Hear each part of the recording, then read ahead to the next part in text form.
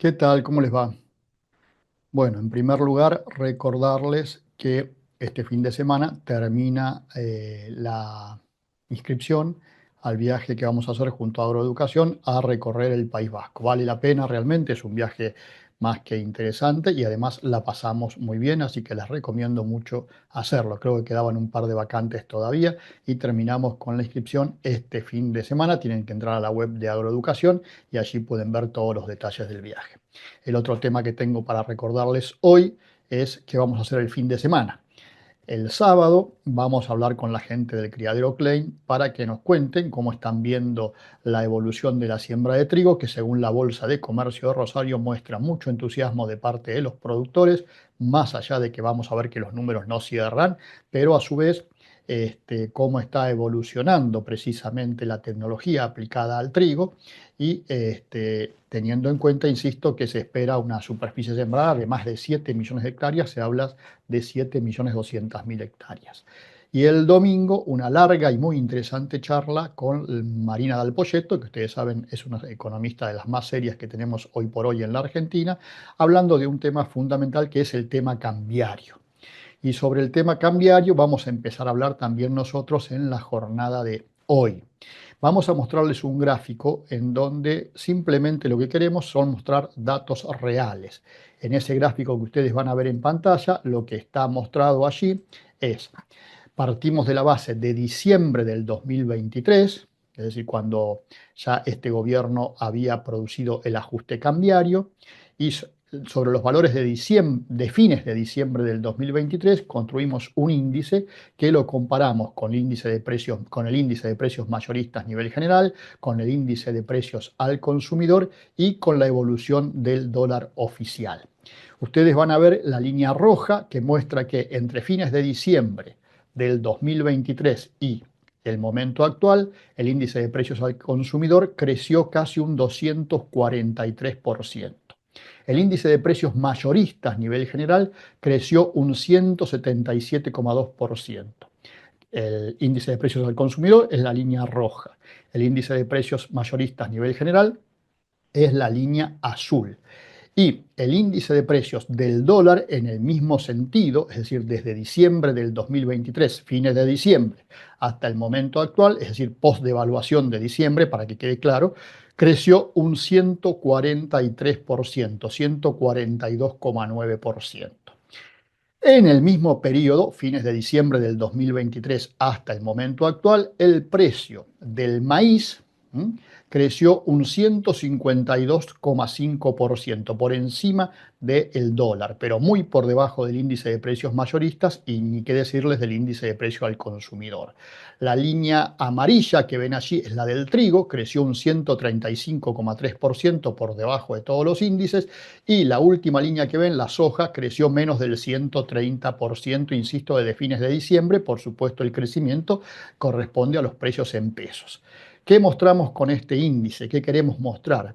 Lo primero es que la diferencia entre el índice de precios al consumidor, teniendo en cuenta que un productor vive en la Argentina como cualquier ser humano, necesita vestirse, necesita comer, necesita educarse, necesita todo lo que está incluido en el índice de precios al consumidor. La diferencia entre ese índice y el valor de los granos es lo que el productor viene perdiendo en términos de capacidad de compra. Esa capacidad de compra tiene mucho que ver con el precio internacional, por supuesto, pero también mucho que ver con el tipo de cambio. Y no estamos acá planteando un ajuste en el tipo de cambio. Suponemos que si bien el dólar no está totalmente liberado, porque el cepo sabemos que sigue existiendo para algunos sectores, la realidad muestra que ha habido en estas últimas semanas una flexibilización y sin embargo el tipo de cambio el gobierno lo controla para que no llegue al techo de la banda. Pero a su vez lo que está impactando en el sector productor, por supuesto, son los famosos derechos de exportación, que sería la mejora que el productor tendría para tener un tipo de cambio más acorde a esta realidad que estamos viendo. Si no queremos tomar el índice de precios al consumidor como referencia, tomemos el índice de precios mayoristas para considerar algunos insumos que el productor utiliza. Y allí también vemos cómo claramente está perdiendo, y aquí sí podemos echarle la culpa de todo al tema cambiario. Insisto, no estamos diciendo que el tipo haya que devaluar, pero sí estamos mostrando esto que es real. Pero simplemente como un efecto más que podemos mostrar es que la diferencia entre el crecimiento del índice de precios al consumidor y el índice de variación del tipo de cambio, es decir, de 242,9 a 142,9, es lo que correspondería a la inflación en dólares que tenemos en la Argentina. Es decir, se controla el tipo de cambio para reprimir la inflación en pesos, pero por otro lado se dispara la inflación en dólares. Y esta es otra parte de la realidad que no podemos dejar de ver, insisto, al momento de hacer los números. Ahora, días pasados, a mí me llegó una nota de un productor argentino y le pedí autorización para mencionarla. Es Francisco Fayón, ¿eh? Y él me decía exactamente lo siguiente, que coincidía conmigo, en donde que un presidente no puede llamar perro a ningún ciudadano, pero después me hacía una reflexión que tenía que ver con que los productores argentinos son brillantes para mejorar rendimientos, evolucionar técnicamente, sacarle jugo a las piedras. Pero tenemos ese costado idiota del perro, me dice Francisco, que lo maltratan, agacha la cabeza, mete la cola entre las patas y sigue echadito ahí al lado. Los productores somos ingenuos, ilusos, tenemos espíritu de gamblers. Si De Benedictis muestra mapas de lluvias en marrón para noviembre, diciembre, enero y febrero, decimos, sí, pero vas a ver que en el cuartel 16 de Arrecife va a caer alguna lluviecita cerca de septiembre y la floración y zafamos. El productor no puede entender que si pierde plata, cada vez va a poder hacer menos. Siembra igual como si fuera un imperativo moral o una inevitable atracción sobrenatural. Esto me contaba Francisco Fayón, a partir de las declaraciones que hizo el presidente en su momento de que le había tirado un hueso al campo. Y tiene razón, Francisco, siempre decimos lo mismo. Y lo estamos viendo con esta siembra de trigo que, insisto, según la Bolsa de Comercio de Rosario, va a cubrir un nivel récord de 7.200.000 hectáreas. Cuando vemos los números del trigo, y ahí vamos a poner los datos de márgenes agropecuarios de mayo del 2025, vemos que en todos los casos el resultado es negativo. Si el rendimiento está en 30 quintales, se pierde $125 por tonelada. Si el rendimiento está en 35, se pierden 87, y si está en 40, se pierden 59. Acá lo vamos a ver en un gráfico sobre la base de un rendimiento de 40 quintales. La producción y comercialización se lleva $193 por tonelada y la tierra 69. Cuando tomamos el valor de la tierra de márgenes agropecuarios, está calculado en base al valor de arrendamiento menos impuestos varios. En los temas de producción y comercialización, como decimos siempre, se incluye labranza y fumigada, semillas, agroquímicos, fertilizantes, cosecha, estructura, impuestos varios y comercialización. En el caso de la comercialización está incluido un flete de 30 kilómetros más 120, insisto, estamos hablando del trigo. El precio estaba calculado en $203, en este momento está en 196, 197, con lo cual la pérdida puede ser aún mayor. El resultado daba $59 negativos, insisto, para un rendimiento de 40 quintales. Los derechos de exportación se llevan $28 en base al impuesto que va a haber supuestamente en ese momento, que es del 12%. Sin embargo, por supuesto, insisto, aparentemente va a haber una superficie sembrada de 7.200.000, y ahí voy de nuevo a recordarles la carta que Francisco Fayón me enviaba. Cuando vemos rápidamente los datos del maíz de márgenes agropecuarios, tenemos que para un rendimiento de 80 quintales se pierden $33 por tonelada, para uno de 90 se pierden 16 y para uno de 100 se pierden $3 por tonelada.